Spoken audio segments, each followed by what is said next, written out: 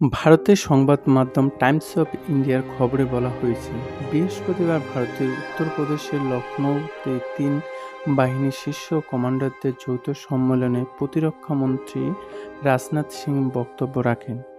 সেখানে মি সিং বলেছেন, ভারত শান্তিপূর্ণ দেশ। শান্তি রক্ষার জন্য ভারতের সশস্ত্র বাহিনীকে যুদ্ধের জন্য প্রস্তুত থাকতে হবে। এই বক্তব্য দিতে গিয়ে তিনি উদাহরণ হিসাবে টানেন রাশিয়া, ইউক্রেন ও ইসরায়েল হামাসের মধ্যে চলমান সংঘাতের কথা। এই কথা বলতে গিয়ে ভারতের প্রতিরক্ষামন্ত্রী বলেন, বিশ্বের অস্থির পরিস্থিতিতেও নজরবিহীনভাবে শান্তি বজায় রেখে এগিয়ে চলছে ভারত।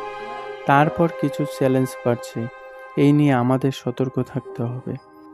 ভারতের টেলিগ্রাম পত্রিকার খবর জানাচ্ছে, রাজনাথ সিং বলেছেন, আমাদের বর্তমান অবস্থার উপর গুরুত্ব দিতে হবে, আমাদের চারপাশে কী ঘটছে তার উপর নজর দিতে হবে এবং ভবিষ্যৎ চিন্তা করেই তা করতে হবে। এর জন্য আমাদের শান্তিপূর্ণ এবং সুদৃঢ় নিরাপত্তারক্ষ থাকতে হবে।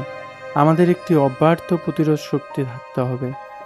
টাইমস অফ ইন্ডিয়া লিখেছেন, প্রতিবেশী দেশগুলোর পাশাপাশি উত্তর পূর্ব সীমান্ত পরিস্থিতির উপরও নজর রাখতে হবে বলেছেন রাজনাথ।